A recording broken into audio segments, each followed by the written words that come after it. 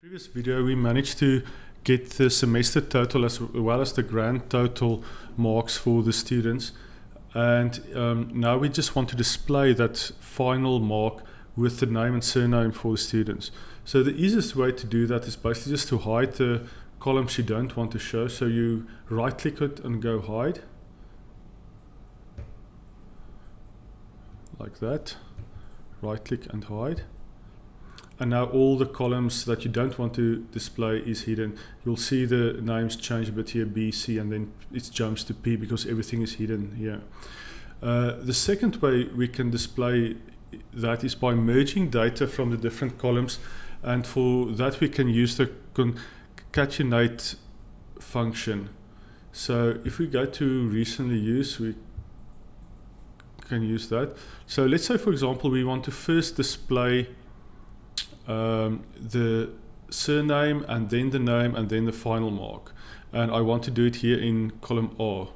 So I'm going to brought up the concatenate function, and then the first parameter will be my surname, so I choose C3. The second one will be the name, and then the last one will be my final percentage. So I can just add one here and do the final percentage. So if I click on done, it will merge those three cells for me.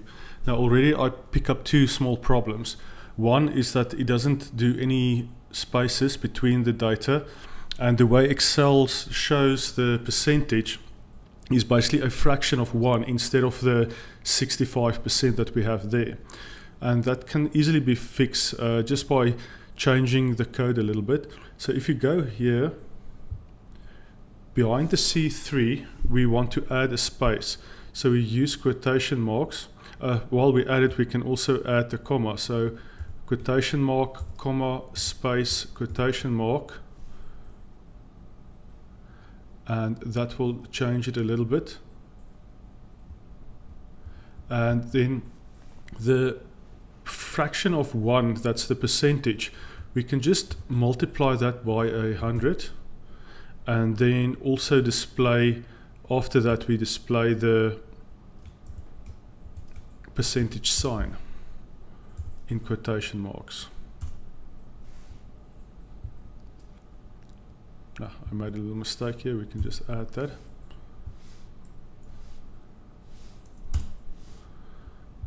So now you will see the Avery, Joan, 65%.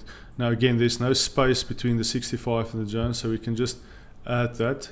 So over here we add space, we can even add a dash and another space like that. And now it's quite nice and cleaned up. So we can select that one and just copy it all the way down.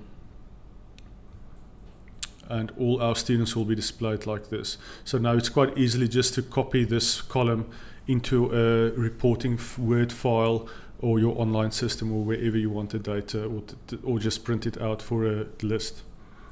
And that's it. Thank you. Thank you for stopping by. I hope you enjoyed the video and found the information useful. Let me know in the comments if there's any other topics you would like me to cover, and to remember to hit the subscribe button.